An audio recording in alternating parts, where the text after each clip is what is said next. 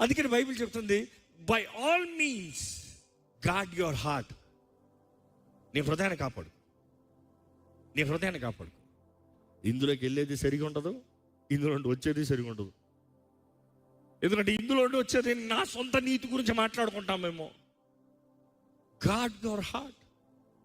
Bible చూసినప్పుడు అండి, దేవుడు ఒంటరితనంలోకి తీసుకెళ్తేటప్పుడు కొన్నిసార్లు మనకు అర్థం కాదు. How long, how much. కొన్నిసార్లు అంటారు, this is too much that I can handle. ఇది నేను మోయలేను, ఈ భారం నాకు వద్దు.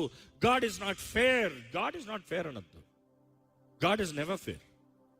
God is always just. There is a difference between being fair and just. God is a justful God. Bible never said God is a fair God. ఎందుకంటే fair అన్నదప్పుడు partiality చూపించాలి. ఫేర్ అనేది నీకు తగినట్టుగా మారాలి. బట్ జస్ట్ఫుల్ అన్నదప్పుడు నువ్వు తగినట్టుగా మారదు, నువ్వు అనుకున్నట్టు మారదు. అది ఎవరైనా సరే న్యాయమే. దావీదు దేవుని హృదయానుసారమైన వ్యక్తి. తప్పు చేశాడా, ఈ ఇంటి పైన కట్టకుండా రా, దాటిపోదరా. నువ్వు పాప ఒప్పుకున్నావా, క్షమించా, కట్టకుండా దాటిపోదు, జాగ్రత్త. Consequences have to be faced. God is a justful God. ఆయన చేసే కార్యాలు మన జీవితంలో మనం గ్రహిస్తే you can understand his ways and his heart. If you can understand his ways and his heart, life would be much relaxed. ఈరోజు ప్రతి చిన్న సమస్యకి దేవుని మీద ఎగురుతారు కొంతమంది. ప్రతి చిన్న బాధకి దేవుని మీద ఎగురుతారు. నీ నోరు సరిలేకుండా దేవుని మీద ఎగురుతాలో ఏం ప్రయోజనం ఉంది? నీ నోటితో నువ్వు మాట్లాడి నీకు వచ్చిన ప్రతిఫలాన్ని బట్టి, దేవా నాకు ఇది జరిగిందని దేవుని మీద ఎందుకు ఎగురుతారు?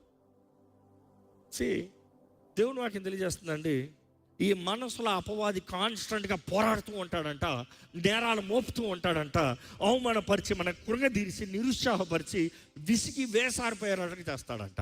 ఇక్కడ ఎవరైనా వేసారిపోయి ఉన్నారా? ఇందుకురా బ్రతికిది, ఏముంది బ్రతుకుచ్చి. కొంతమంది చెప్పారంట, మంచిగా బయట చక్కగా కనబడతారంట, లోపట చూడాలి, నెమ్మది లేదు, తృప్తి లేదు, no satisfaction, no peace, no joy. పంచుకుంటానికి మనుషులు లేరు, ప్రార్థన చేస్తానికి మనసు లేదు, దేవుడు ఎక్కడో దూరంగా ఉన్నట్టుంది. ఆలయానికి కూడా వచ్చావు, ఏదో వచ్చిపోవాలిగా.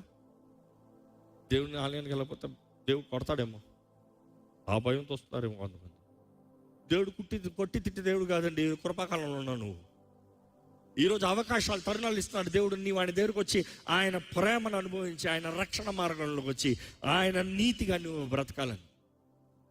బైబిల్ చూసినప్పుడు గమనిస్తాం. ఉదాహరణకి మోషే 40 సంవత్సరాలు రాజకుమారుడిగా పెరిగాడు. 40 సంవత్సరాలు రాజకుమారుడిగా పెరిగాడు.